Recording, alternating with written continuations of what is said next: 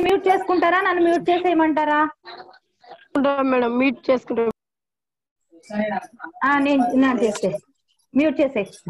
Okay, ఈ రోజు చెప్పుకోబోతున్నటువంటి పాఠము శతక మధురిమ. శతక మధురిమ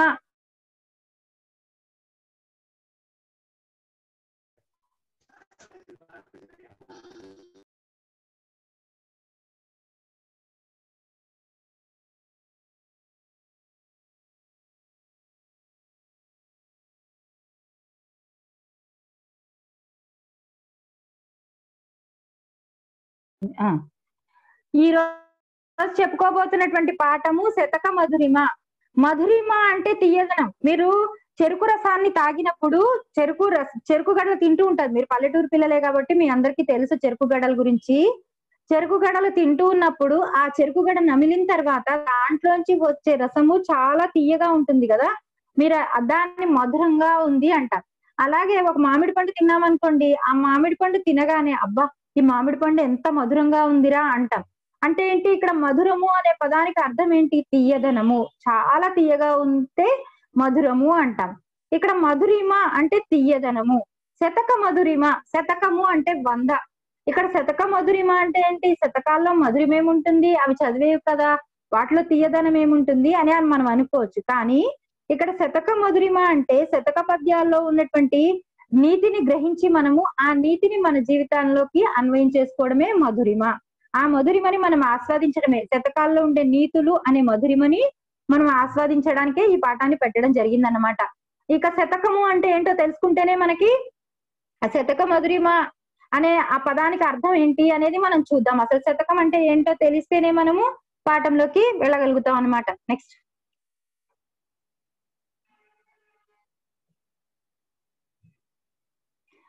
శతకము, శతము అనే పదానికి 100 అని అర్థం. శతము అంటే 100. 100 లేదా 108 పద్యాలు కల రచననే శతకము. శతము అంటే 100, 100 లేదా 108 పద్యాలు కల రచననే శతకము అంటారు. నెక్స్ట్ స్క్రీన్ ప్లే చెయ్యి. శతక 100 లేదా 108 పద్యాల కల రచన. అయితే ఈ శతకము అనేది మనకి ఎక్కడి నుంచి వచ్చింది అని అంటే, తెలుగులో శతక ప్రక్రియకు మూలము సంస్కృతము, ప్రాకృతం. తెలుగులో మనకి శతకాలు ఎక్కడి నుంచి వచ్చాయి అని అంటే అసలు మనకి సంస్కృతంలో నుంచే మనం అన్ని తెచ్చుకోవడం జరిగిందనమాట తెలుగులోనికి. ప్రాకృతంలో నుంచి కూడా కొన్ని తెచ్చుకున్నాము, సంస్కృతంలో నుంచి కూడా కొన్ని మనం తెలుగు భాషలోకి తెచ్చుకోవడం జరిగిందనమాట. అన్నిటికీ మూలం ఎల్ల భాషలకు జనని సంస్కృతం వే. అంటే అన్ని భాషలకి, మన తెలుగు ఒక్కటే కాదు, తమిళము, మలయాళము, కన్నడము వీటన్నిటికీ కూడా సంస్కృతమే మాతృభాష. అందుకే సంస్కృతమే జనని ఎల్ల భాషలకు, అన్ని భాషలకి సంస్కృతమే తల్లి లాంటిది. శతము అంటే ఏంటి? 100 లేదా 100 అని అర్థము. 100 లేదా 100 అని అర్థం శతకానికి. 100 పద్యాల కల రచనయే శతకము. 100 అంటే ఏంటి? 100. 100 పద్యాల కల రచనయే శతకము. ఇక్కడ 100 అని ఉండొచ్చు, లేదా 108 కూడా మనకు అప్పుడప్పుడు 100 కనిపిస్తూ ఉంటాయి, 108 కూడా కనిపిస్తూనే ఉంటాయి అన్నమాట. శతేన శతకం ప్రోక్తం అని సంస్కృత వ్యుత్పత్తి. శతేన శతకం, శత ఏన అంటే 100 పద్యాలు కలదాన్ని శతకము అంటారు అని సంస్కృత వ్యుత్పత్తి, అంటే సంస్కృతంలో యొక్క అర్థం. ఇప్పుడు మనకేం తెలిసింది? తెలుగులో మనం తెచ్చుకున్నటువంటి ఈ శతక ప్రక్రియకు మూలము సంస్కృతము, ప్రాకృతము. శతము అనే పదానికి అర్థము 100 లేదా 100 అని అర్థం. 100 పద్యాల కల రచననే శతకము అంటాము. శతేన శతకం ప్రోక్తం అంటే 100 పద్యాలు కల రచననే శతకము అని సంస్కృతంలో చెప్పడం జరిగింది అన్నమాట. ఇక్కడ చూడండి, ఇలాంటి శతకానికి కొన్ని లక్షణాలు ఉంటాయి. ఇది అసలు శతకము అనేది ఒక సాహిత్య ప్రక్రియ. దీని గురించి చెప్పుకోవాలి అని అంటే మనకి తెలుగులో చాలా సాహిత్య ప్రక్రియలు ఉన్నాయి. మనం ఇతిహాసం గురించి చదువుకున్నాం. రామాయణ మహాభారతాలని ఇతిహాసాలు అంటారు కదా. అట్లానే పురాణాలు ఉన్నాయి, అష్టాదశ పురాణాలు, 18 సంఖ్య గల పురాణాలు ఉన్నాయి. అలాగే ప్రబంధాలు, శ్రీకృష్ణదేవరాయల కాలంలో వచ్చినటువంటి సాహిత్య ప్రక్రియని ప్రబంధము అంటారు. అలాగే శివ కవులు రాసినటువంటి కవిత్వం శైవ కవిత్వము. తర్వాత ఇట్లా అన్ని చాలా రకాలు వచ్చాయన్నమాట. ఆధునిక కాలంలో వచన కవిత్వము, నవల, ప్రబంధము, కథానిక, వ్యాసము, ఇలాంటివి చాలా ప్రక్రియలు వచ్చాయి. అట్లాంటి అట్లాంటి ప్రక్రియలలో శతకం కూడా ఒకటి. శతకానికి అట్లాంటి సాహిత్య ప్రక్రియలలో శతకం ఒకటి. మన తెలుగులో ఉన్నటువంటి చాలా ప్రక్రియలు ఉన్నాయి కదా, మనం ఒక్కొక్క పాఠంలో ఒక్కొక్కటి నేర్చుకుంటుంటాము. ఆ ఒక్కొక్క పాఠంలో ఒక్కొక్కటి నేర్చుకుని ఉన్నప్పుడు ఒక్కొక్కటి సాహిత్య ప్రక్రియ మనం తెలుసుకుంటూ ఉంటాం అన్నమాట. ఇప్పుడు ఈ పాఠంలో మనం తెలుసుకుంటున్నటువంటి సాహిత్య ప్రక్రియ శతకము. ఈ శతకానికి కొన్ని లక్షణాలు ఉన్నాయట. మొట్టమొదటి లక్షణం చూడండి, సంఖ్యా నియమము. సంఖ్య, మనం శతకంలో ఎన్ని పద్యాలు ఉండాలి అని చెప్తాము? 100 లేక 108 పద్యాలు ఉన్నట్లయితే దాన్ని శతకము అంటాము అని చెప్తాం కదా. అయితే సంస్కృతంలో ఈ సంఖ్యా నియమం అనేది చాలా సార్లు పాటించబడలేదన్నమాట. కొన్నిసార్లు వాళ్ళు 100 పద్యాలు రాశారు, కొన్నిసార్లు 108 పద్యాలు రాశారు. కానీ కరెక్ట్ గా చెప్పాలి అని అంటే సంఖ్యా నియమం కూడా శతక లక్షణంలో ముఖ్యమైనది. ఎందుకంటే 108 పద్యాల్లో ఉంటేనే దాని శతకం అని మనం వ్యవహరిస్తూ ఉంటాం. తర్వాత రెండవ నియమం మకుట నియమము. మకుటము అంటే, మకుటము అనే పదానికి కిరీటము అని అర్థము. ఇక్కడ చూడండి, కిరీటం. రాజుకి రాజు అని ఎలా పిలుస్తాం? రాజుని రాజు అని మనం ఎలా గుర్తిస్తాం? మనము రాజు తల మీద కిరీటం పెట్టుకున్నప్పుడు మాత్రమే అతన్ని రాజు అని మనం చెప్పగలుగుతాం. మామూలుగా రాజు కిరీటం తీసేశాడు అనుకో, అతను రాజు కాడు. ఎందుకనంటే ఆ కిరీటము అనేది అతనికి గౌరవ సూచకమైంది, అతని పదవిని సూచించేది ఆ కిరీటం. అట్లానే ఇక్కడ శతకము అని చెప్పడానికి దానికి అందాన్ని ఇచ్చేది ఏంటి అంటే మకుటము. ఈ మకుటము అంటే ఏంటి టీచర్ అని మీరు అడగొచ్చు. ఇప్పుడు విశ్వదాభిరామ వినురవేమ, వేమన శతకంలో పద్యాలు కనుక మనం చూసినట్లయితే చివరి లైన్ ఏముంటుంది? విశ్వదాభిరామ వినురవేమ, ఈ విశ్వాన్నంతా రక్షించేవాడా ఓ వేమన విను అని ఉంటుంది. అది మకుటం. అలాగే సుమతి శతక పద్యాల్లో కనుక మీరు గమనించినట్లయితే సుమతి అని ఉంటుంది. అలాగే భాస్కర శతకంలో కనుక పద్యాలను మీరు గమనించుంటే చివర భాస్కర అని ఉంటుంది. తర్వాత శ్రీకాళహస్తీశ్వరి దుర్జటి రచించిన శ్రీకాళహస్తీశ్వర శతకంలో శ్రీకాళహస్తీశ్వర అని ఉంటుంది. నరసింహ శతకంలో నృసింహ అని ఉంటుంది. అట్లా దాన్ని మకుటము అంటారు. ఈ మకుటం అనేది ఏం చేస్తుంది? ఆ శతకానికి, ఆ పద్యానికి మొత్తానికి అందాన్ని తీసుకొచ్చి పెడుతుంది అన్నమాట. అందుకని ఈ మకుట నియమం అనేది శతకాల్లో తప్పనిసరిగా ఉండాల్సిన అవసరం ఉందన్నమాట. అట్లానే ఈ మకుటాలలో కొన్ని సార్లు భగవంతుణ్ణి స్తుతిస్తూ మకుటాలు ఉంటాయి. ఏకపాద మకుటము, ద్విపాద మకుటము అని ఉంటాయి అన్నమాట. ఏకపాద మకుటము అంటే ఒకటే పాదంలో ఉంటుంది మకుటం. అలాగే ద్విపాద మకుటాలు, రెండు పాదాల్లో ఉన్న మకుటాలు కూడా ఉంటాయి. అట్లానే ఈ మకుటాల్లో కొన్నిసార్లు దేవుణ్ణి స్తుతిస్తూ ఉంటారు, కొన్నిసార్లు వాళ్ళ పేరే పెట్టుకుంటారు, లేదా వాళ్ళకి నచ్చింది పెట్టుకుంటారు. ఇప్పుడు చూడండి, వేమన శతకంలో వేమన పేరే వేమ అని వస్తుంది. వినుర వేమ, ఓ వేమన విను అని తన పేరు తనే చెప్పుకున్నాడు. అలాగే సుమతి అని వస్తుంది. సుమతి అంటే ఏంటి? ఓ మంచి బుద్ధి కలవాడా. ఇక్కడ కూడా దేవుణ్ణి ప్రస్తావించలేదు.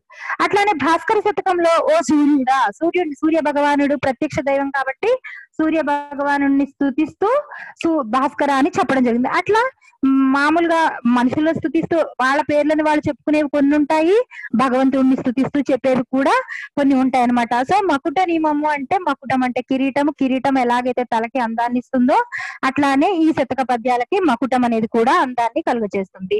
ఇక మూడోది చందో నియమము. ఛందస్సు అంటే ఏంటి? మనం చెప్పుకున్నాం కదా, ఆట వెలది, తేట గీతి, తర్వాత శార్దూలము, మత్తైబము, ఇవన్నీ ఛందస్సులే కదా. చందో నియమము.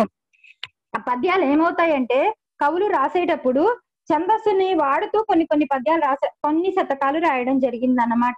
ఇందులో వేమన శతకము ఆటవెలది ఛందస్సులో రాయడం జరిగింది. అలాగే సుమతి శతకము కందంలో రాయడం జరిగింది. ఆంధ్రనాయక శతకము కాసుల పురుషోత్తమ కవి సీసంలో రాయడం జరిగింది. అంటే వాళ్ళు శతక పద్యాలు రాసేటప్పుడు వాళ్ళు ఛందస్సుని కూడా పాటించారనమాట. ఇట్లా కొన్ని పద్యాల్లో మాత్రమే ఛందస్సుని రాయడం జరిగింది. తర్వాత నాలుగవ నియమం రస నియమము. రసము అంటే మనకి నవరసాలు ఉన్నాయి, 9 రసాలు. శృంగార, హాస్య, కరుణ, రౌద్ర, బీభత్స, భయానక, అద్భుత, ఇవి 9 రసాలు అన్నమాట. ఇవి 9 రసాలుగా మనం సందర్భాన్ని బట్టి ఒక్కొక్క రసము అంటే లేదు, మన హావభావ వ్యక్తీకరణయే రసము. ఈ రసము మనకి బయటపడుతూ ఉంటుంది. ఒక ఉదాహరణ చెప్తాను చూడండి. మనం నవ్వొచ్చింది అనుకోండి, నవ్వొచ్చే సంఘటన చూసినప్పుడు కానీ, నవ్వొచ్చే విషయాన్ని విన్నప్పుడు కానీ మనకి తెలియకుండానే అప్రయత్నంగా నవ్వొచ్చేస్తుంది. అలాగే ఏడుపు వచ్చినప్పుడు కూడా మనకి తెలియకుండానే మనకు అప్రయత్నంగా ఏడుపు వచ్చేస్తుంది. ఇవి మనకి తెలియకుండా అప్రయత్నంగా మన మనసులో నుంచి వచ్చే భావాలు, బయటపడే భావాలే రసం అన్నమాట. అట్లా ఇక్కడ శతకాల్లో మరి రస నియమం ఏంటి టీచర్ అని అనొచ్చు. కొంతమంది భక్తి రసంతో రాశారు, కొంతమంది భగవంతుడిని స్తుతిస్తూ రాశారు కొంతమంది. అలాగే వెంకటేశ్వర శతకము అట్లాంటివి భక్తి శతకాలు. తర్వాత కొంతమంది శృంగార శతకాలు రాశారు, అంటే రాజులను స్తుతిస్తూ శృంగారాన్ని అందులో చొప్పిస్తూ రాశారు. కొంతమంది హాస్య శతకాలు రాశారు, నవ్వు తెప్పించేవి. చీపురు పుల్ల శతకము, పకోడీ శతకము, బోయి భీమన్న పిల్లి శతకం రాశారు, పిల్లి శతకము. ఇవి హాస్యం అన్నట్టు, హాస్య రసాన్ని కలుగ చేసేవి. అట్లా ఒక్కొక్క కవి తనకు నచ్చిన విధంగా, తనకు నచ్చినట్లుగా, తనకు నచ్చిన రసాన్ని అందులో ఉపయోగించుకుంటూ ఉంటారన్నమాట. అది రస నియమం. తర్వాత నెక్స్ట్ వన్ ఆత్మాశ్రయత్వము. ఆత్మ అంటే తన గురించి తాను చెప్పుకోవడము. ఇక్కడ చూడండి, ఈ శతక పద్యాలు రాసే వాళ్ళు తమ జీవిత అనుభవాలని కూడా తాము రాసిన పద్యాలలో చొప్పిస్తూ ఉంటారన్నమాట. తమ రాసిన పద్యాల్లో చొప్పించడం ఎందుకు అని అంటే, ఇప్పుడు సపోజ్ నేను ఒక ఉదాహరణ చెప్తాను చూడండి. ఒక రోడ్డు మీద వెళ్తున్నాం, ఒక కుక్క మనల్ని కరిచింది తర్వాత మనం వచ్చి ఏం చెప్తాము? కుక్క కరిచింది, ఆ రోడ్డు మీద వెళ్ళకండి, అక్కడ ఒక పిచ్చి కుక్క ఉందని చెప్తాం, అవునా? మనకి అది అనుభవం అనమాట. ఆ అనుభవం ఏమవుతుంది, తర్వాత వాళ్ళకి అర్థం అవుతుంది అనమాట, అటు వెళ్తే కుక్క ఉంది కాబట్టి కరుస్తుంది. సో అది నెక్స్ట్ అట్లా వెళ్ళి ఏమైపోతుంది, ఆ దారి మంచిది కాదు అనే విషయం తెలుస్తుంది. సో ఇక్కడ ఒక వ్యక్తి తాను అనుభవించిన దాన్ని 10 మందికి చెప్పాడు అనమాట. అట్లానే ఇక్కడ కూడా ఆత్మాశ్రయత్వం అంటే ఏంటి అంటే, ఆ శతకాన్ని రాసినటువంటి కవి తన జీవితంలో జరిగిన అనుభవాలను శతక రూపంలో, శతక పద్యాల్లో చొప్పించి రాయడం వల్ల అవి తర్వాత వాళ్ళకి మార్గదర్శకాన్ని అవుతాయి అన్నమాట. ఇది కవి తన అనుభవాలని రాయడము, శతక పద్యాల్లో చొప్పించి రాయడమే ఆత్మాశ్రయత్వము. అందరికి అర్థమవుతుంది కదా నాన్న? మెసేజ్ పెట్టండి, అర్థమవుతుందా లేదా? అర్థం కాకపోతే అడగండి. ఎందుకంటే ఇవి బేసిక్స్ అన్నమాట. ఇవి శతక లక్షణాలు అనేది మనం ఒక కొత్త సాహిత్య ప్రక్రియ నేర్చుకుంటున్నప్పుడు ఆ సాహిత్య ప్రక్రియ గురించి తెలుసుకుంటేనే మనము ముందుకు వెళ్ళగలుగుతాం. కాబట్టి ఇది కొంచెం డెప్త్ గా నేర్చుకోవాలి, తర్వాత పాఠం నేర్చుకుందాం. ఓకేనా? తర్వాత ముక్తకము. యాక్చువల్ గా ముక్తకము అంటే దేనికి దానికి, మౌక్తికము అనే పదానికి, ఓకేనా? ఓకే, కంటిన్యూ చేస్తాను. మౌక్తికము అనే పదానికి ముత్యము అని అర్థం. మౌక్తికము అంటే ముత్యము. మీరు ఎప్పుడైనా ముత్యాలు చూసుంటారు కదా, ముత్యాల దండ. సో ఆ ముత్యాల దండ దేనికి దానికి, ఆ పూసలు విడివిడిగా ఉంటాయి, ఒకదానితో ఒకటి కలిసి ఉండదు. అట్లానే ముక్తకము అంటే దేనికి దానికి విడిగా ఉండేది, అంటే ఏ పద్యానికి ఆ పద్యం స్వతంత్రము. అంటే ఇప్పుడు ఒక పద్యంలో కవి ఒక నీతిని చెప్పదలిచాడు అనుకోండి, ఆ పద్యంలో ఏదైతే చెప్పదలుచుకున్నాడో ఆ భావాన్ని ఒక పద్యంలోనే చెప్పేస్తాడు, మనకు అందులోనే తెలిసిపోతుంది, ఇంకా రెండవ పద్యం చదవాల్సిన అవసరం ఉండదు. సపోజ్ ఒక పద్యం చూడండి. ఉప్పు కప్పురంబు నొక్క పోలిక నుండు చూడ రుచుల జాడవేరు, పురుషులందు పుణ్య పురుషులు వేరయ్యా, విశ్వదాభిరామ వినురవేమ. ఏం చెప్పదలిచాడు ఇందులో? ఉప్పు కర్పూరము నొక్క పోలిక నుండు. ఉప్పు కర్పూరము చూడడానికి ఒకటేలాగా ఉంటాయి, చూడ రుచుల జాడ వేరు. మనం వాటిని కనుక వాటిని టేస్ట్ చేసి దగ్గరకు వెళ్ళి చూస్తే కనుక ఆ రెండిటికి తేడా తెలుస్తుంది.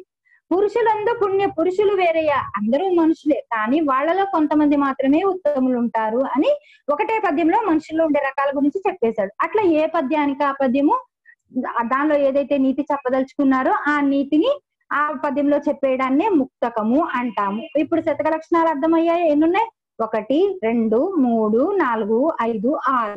మొట్టమొదటిది సంఖ్యా నియమం. 108 పద్యాలు కలిగి ఉండాలి, 100 లేదా 108 పద్యాలు. మకుటం కలిగి ఉండాలి. మకుటం అంటే చివర ఉండే పదాన్ని లేదా పాదాన్ని మకుటము అంటాం. కిరీటం అని అర్థం దానికి. ఛందస్సు తెలుసు కదా మనకి, ఛందస్సు ఆట వెల్ది తేట గీటి ఇవన్నీ ఉపయోగిస్తూ రాసే పద్యాలని నియమాలను ఉపయోగిస్తూ రాయడమే ఛందోనియం. తర్వాత రస నియమం చెప్పుకున్నాం కదా, 9 రసాలలో ఏ రసాన్నైనా తీసుకొని రాయడమే రస నియమం. తర్వాత ఆత్మాశ్రయత్వం, కవి తన అనుభవాలను వివరిస్తూ రాసేది ఆత్మాశ్రయత్వం. ముక్తకము అంటే దేనికి దానికి విడిగా ఆ పద్యము స్వతంత్ర భావాన్ని కలిగి ఉండడమే ముక్తకము. ఓకేనా? ఇక్కడ వరకు అర్థమైంది కదా అందరికి? నెక్స్ట్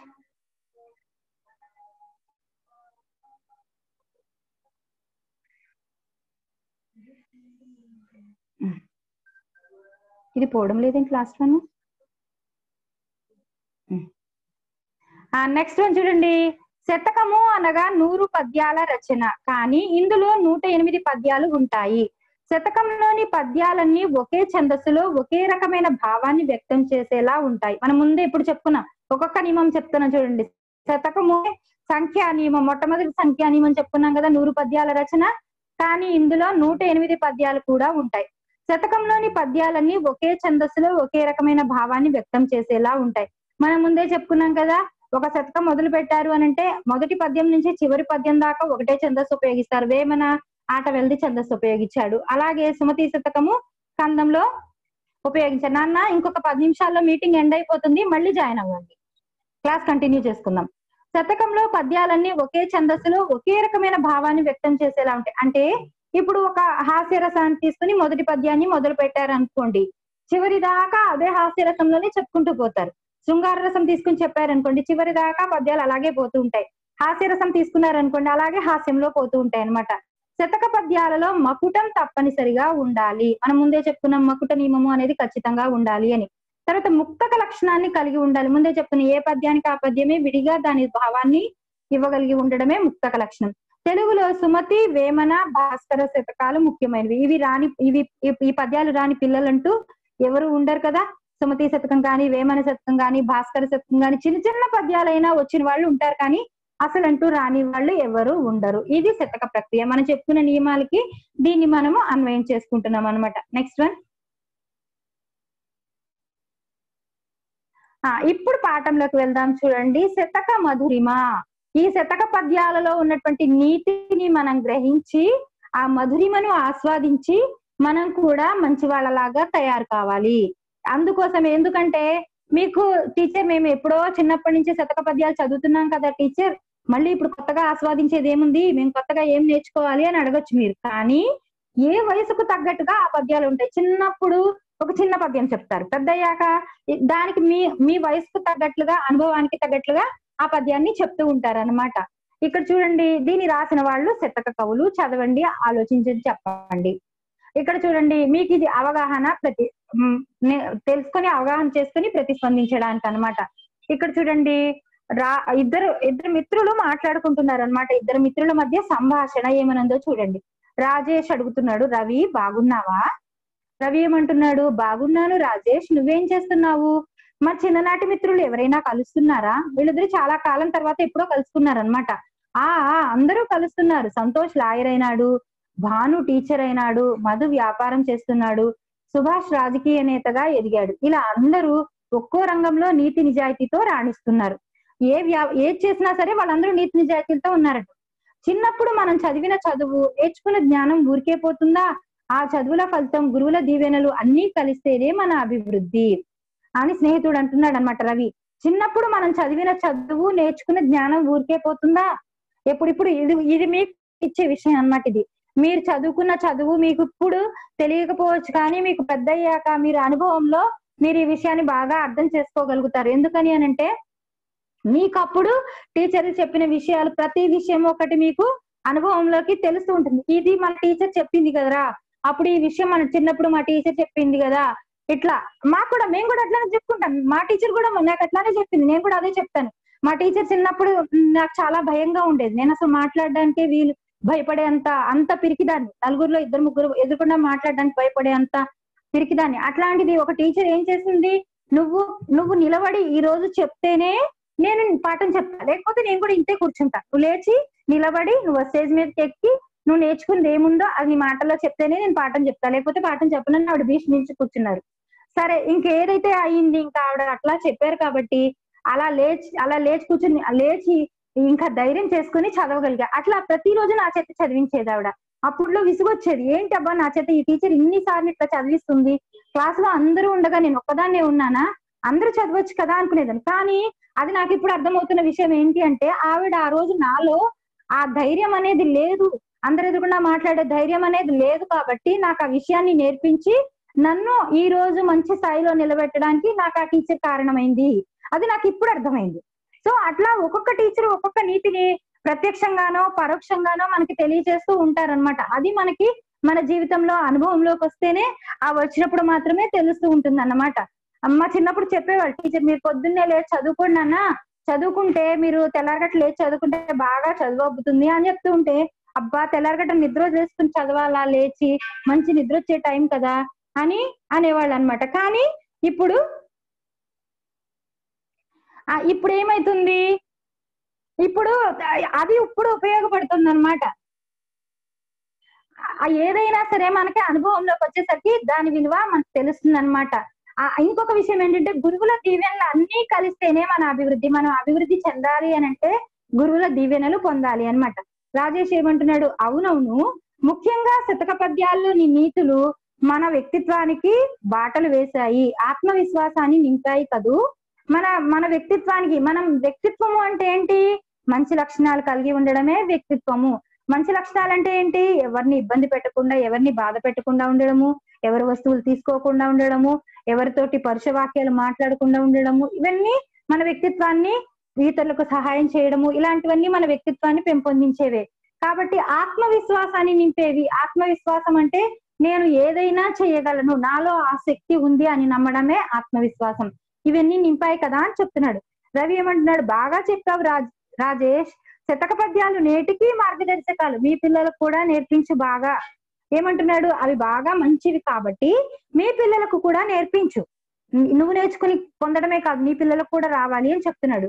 రాజేష్ ఏమంటున్నాడు? నేర్పుతున్నాను సరే రవి, బస్సు వచ్చింది, మళ్ళీ కలుద్దాం. నేను కూడా నా పిల్లలకు నేర్పిస్తున్నాను, సరే మళ్ళీ కలుద్దాము అని వెళ్ళిపోయాడు. ఇక్కడ చూడండి, మనకి ఇది చదివిన తర్వాత కొన్ని ప్రశ్నలు అడిగారు.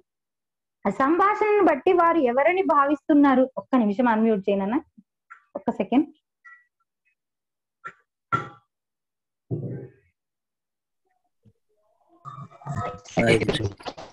మిత్రులు మేడం, ఇక్కడ చూడండి, సంభాషణను బట్టి మిత్రులు, ఎస్ మిత్రులు.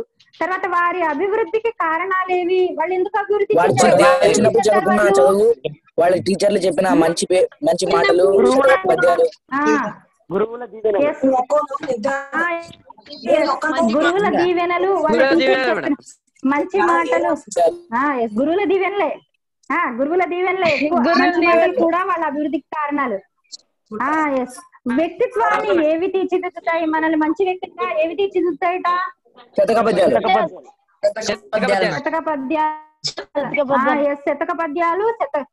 శతక పద్యాల్లోని నీతులు మన వ్యక్తిత్వాన్ని తీర్చిదిద్దుతాయి. శతక పద్యాల్లో ఏవైతే నీతులు ఉన్నాయో ఆ నీతులు, నైతిక విలువలు మన వ్యక్తిత్వాన్ని తీర్చిదిద్దుతాయి.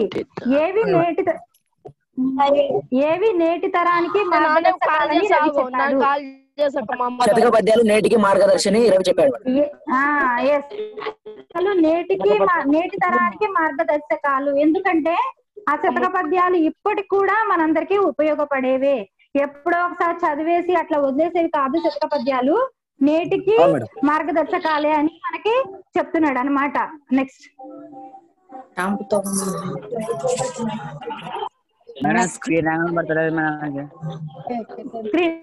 ఇప్పుడు చూడండి, వచ్చిందా?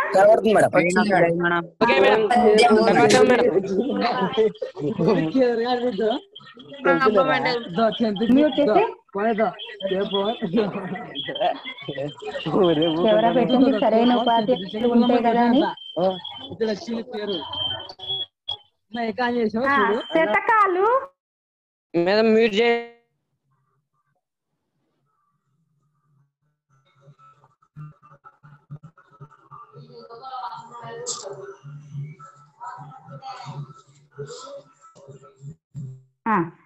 శతకాలు నైతిక విలువలను శతకాలు నైతిక విలువలను పెంపొందింపజేస్తాయి, భావి జీవితాన్ని తీర్చిదిద్దుతాయి. శతక పద్యాల్లోని నైతిక విలువలను తెలపడమే ఈ పాఠం ఉద్దేశం. శతకాలు ఏం చేస్తాయట? నైతిక విలువలను పెంపొందింపజేస్తాయి. ఒకరినొకరిని అడగండి అని చెప్తున్నారు. అది ఎవరు పెట్టారు మెసేజ్? శతకాలు నైతిక విలువలను పెంపొందింపజేస్తాయి. నైతిక విలువలు అంటే ఏంటి? మనిషికి నీతి నియమాలు కలిగి ఉండాలి, పెద్దవాళ్ళ పట్ల గౌరవ భావాన్ని కలిగి ఉండాలి, గురువుల పట్ల గౌరవం కలిగి ఉండాలి, తల్లిదండ్రులను గౌరవించాలి, ఇతరులకు సహాయం చేయాలి, ఆపదలో ఉన్న వాళ్ళని కాపాడాలి. ఇవన్నీ నైతిక విలువలు, నీతిని బోధించేవే నైతిక విలువలు. ఇవేం చేస్తాయట? భావి జీవితాన్ని తీర్చిదిద్దుతాయి. భావి అంటే రేపటి జీవితాన్ని తీర్చిదిద్దుతాయి. అంటే రేపు మంచిగా ఉండాలి మనము. రేపొద్దున, ఇప్పుడు చూడండి, నేటి బాలలే రేపటి పౌరులు. ఈ రోజు మీరు చిన్నపిల్లలుగా ఉన్నారు, ఈ చిన్నపిల్లలే మీరు రేపొద్దున పెద్దవాళ్ళు అవుతారు. పెద్దవాళ్ళు అయ్యాక సమాజంలో మీరే పెద్దవాళ్ళు, మంచి వాళ్ళుగా ఉండాలన్నమాట. నెక్స్ట్ స్క్రీన్ ఎందుకు మారిపోయింది? మంచి వాళ్ళుగా తయారైతేనే రేపొద్దున సమాజంలో మీకు, మీ తల్లిదండ్రులకు కూడా గౌరవం కలుగుతుంది. చూడండి, మంచి పిల్లలు ఉన్నారనుకోండి, పలానా వాళ్ళ పిల్లలు చాలా మంచి పిల్లలు అని చెప్తారు. అట్లానే చెడు లక్షణాలు నేర్చుకున్న పిల్లలు ఉన్నారనుకోండి, అబ్బా ఏం తల్లిదండ్రులు రా బాబు, ఇట్లాంటి పిల్లలు పుట్టారు వీళ్ళకి, వీళ్ళ పరువుని తీసేశారు అని అంటూ